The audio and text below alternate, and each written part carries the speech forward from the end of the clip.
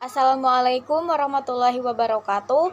Perkenalkan, nama saya Nur Susanti dari Prodi PAI 10 semester 3. Di sini ada yang sudah tahukah akidah akhlak itu apa?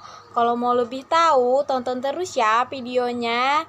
Semangat belajarnya, pantang menyerah, dan semoga bermanfaat. Terima kasih. Langsung saja ya, lanjut ke materi tentang pengertian akidah akhlak.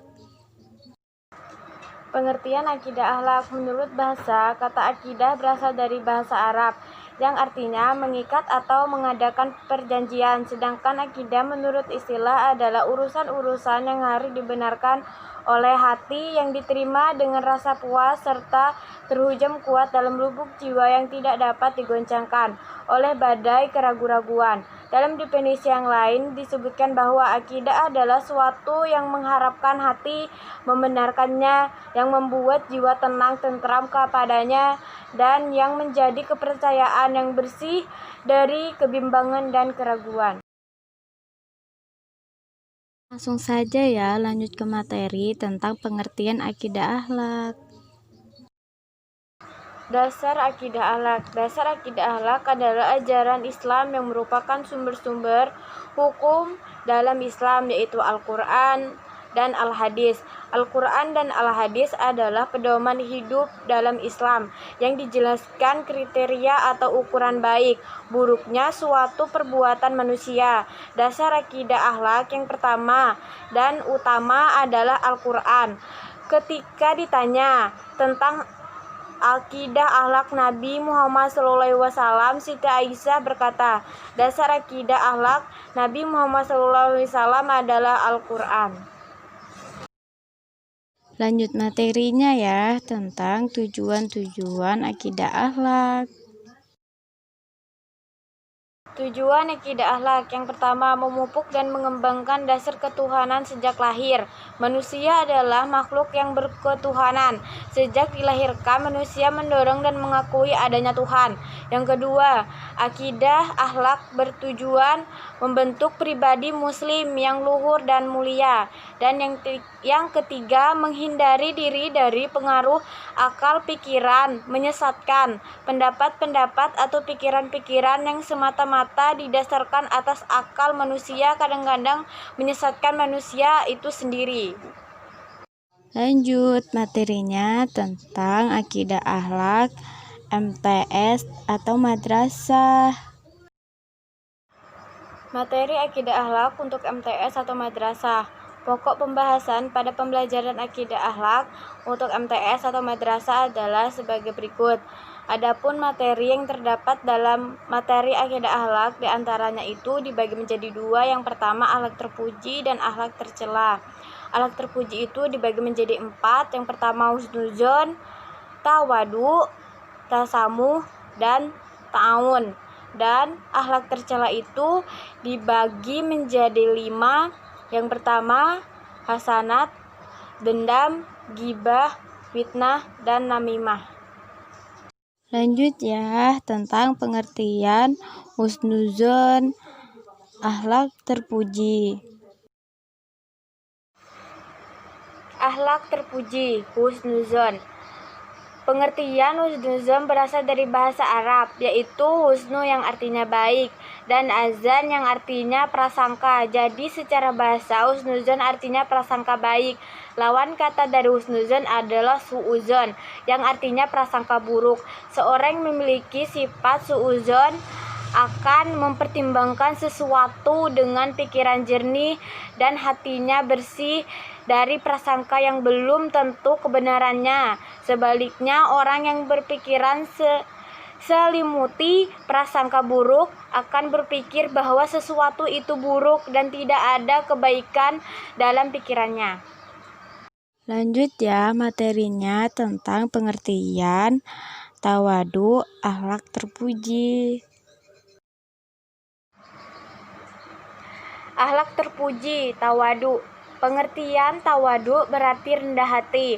Orang yang tawadu adalah orang yang merendahkan diri dalam pergaulan, tidak menampakkan kemampuan yang dimiliki. Lawan kata tawadu adalah takabur. Sifat tawadu disukai dalam pergaulan sehingga menumbuhkan rasa simpati pada pihak lain bagi pelakunya sendiri. Sifat tawadu tidak akan menurunkan bahwa mengangkat martabatnya. Sebaliknya, sifat takabur tidak disukai dalam pergaulan. Lanjut ya, materinya tentang pengertian tasamuh, akhlak terpuji. Akhlak terpuji, tasamuh. Pengertian dan pentingnya tasamuh.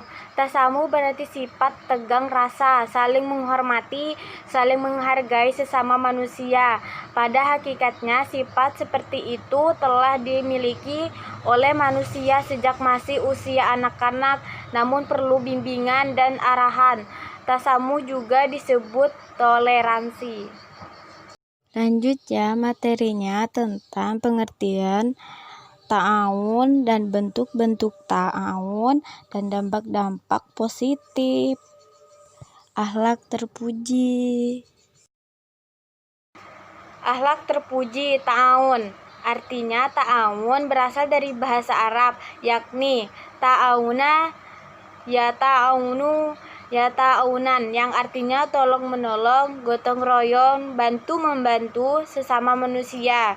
Islam mendidik umatnya untuk bersifat ta'awun. Adapun bentuk-bentuk sifat ta'awun itu dibagi menjadi 4. Yang pertama, meringankan beban hidup. Yang kedua, menutupi aib. Yang ketiga, memberi bantuan seseorang. Yang keempat, mengunjungi pada saat sakit atau menerima suatu musibah. Selanjutnya, dampak positif ta'awun itu dibagi menjadi 3. Yang pertama, terpenuhinya kebutuhan hidup berkat kebersamaan. Yang kedua, memperingan tugas berat karena dilakukan secara bersama-sama. Dan yang ketiga, terwujudnya persatuan dan kesatuan sesama masyarakat. Lanjut ya, materinya tentang pengertian hasanat, akhlak tercela. Akhlak tercela yang pertama, hasad. Hasad atau dengki adalah prasangka tidak senang terhadap orang lain yang mendapatkan nikmat dari Allah. Orang yang memiliki sifat hasad selalu iri hati jika melihat seseorang lain hidup senang. Hasad atau dengki adalah sifat tercela. Allah Subhanahu wa Ta'ala dan Rasul-Nya melarang kita berbuat hasad dan dengki. Sabda Rasulullah SAW. Lanjut ya, materinya tentang pengertian dendam, akhlak tercela.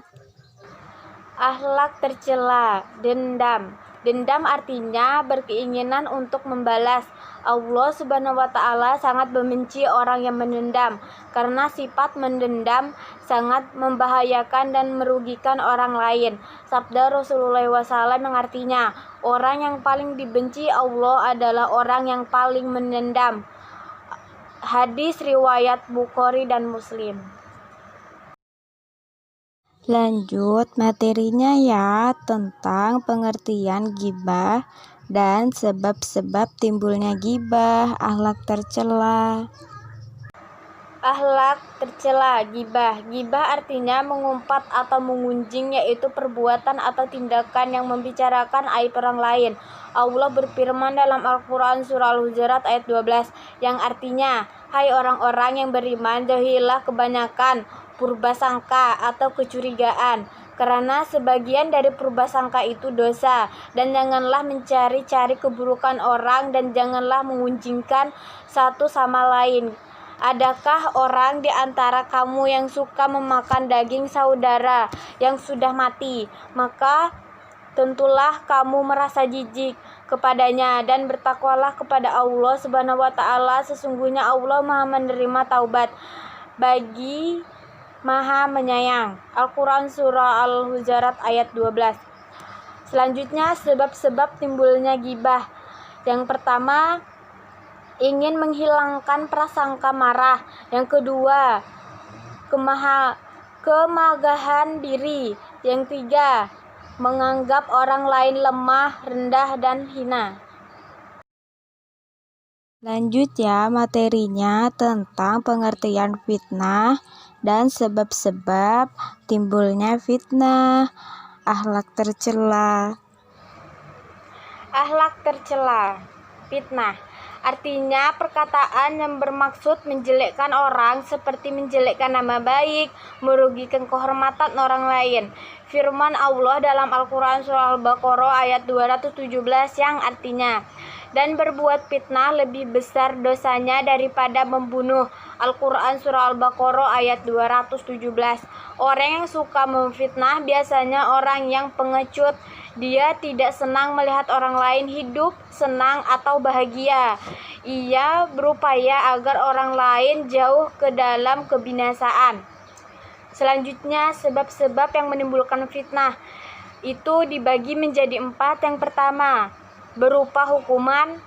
Yang kedua, berupa tekanan orang atau pihak lain. Yang ketiga, berupa pemberian Allah baik dan buruk. Yang ketiga, kalah dan menang, senang dan susah. Yang kelima, berupa anak dan harta. Lanjut ya, materinya tentang pengertian namimah, akhlak tercela. Akhlak tercela, namimah.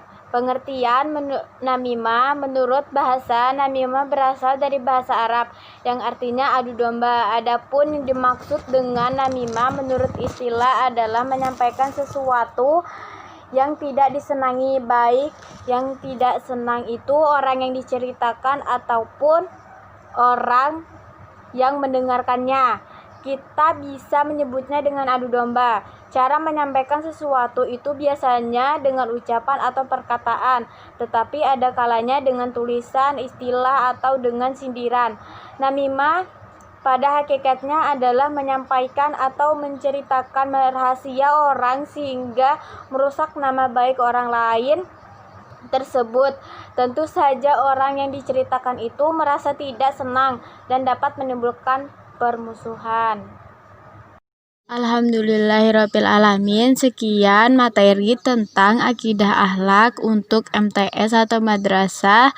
Semoga bermanfaat. Terima kasih. Wassalamualaikum warahmatullahi wabarakatuh.